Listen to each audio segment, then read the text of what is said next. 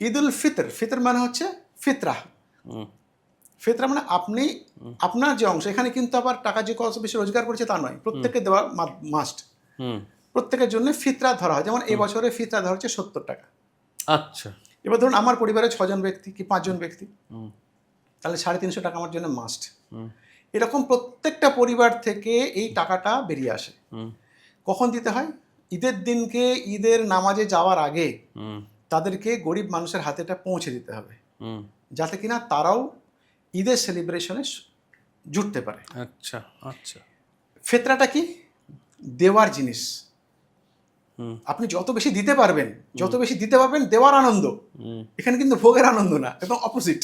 এবার কখন? আপনি সারা মাস রোজগার করেছেন, সারা মাস আপনি জাকাত দিয়েছেন, ফিতরা দিয়েছেন, দান করেছেন, ইফতার করেছেন, ইফতার খাইয়েছেন মানুষকে, আপনি শুধু দিয়ে যাচ্ছেন। এখানে ভোগের না, শুধু ত্যাগের। যতটা পারছেন আপনি ত্যাগ করতে পারছেন।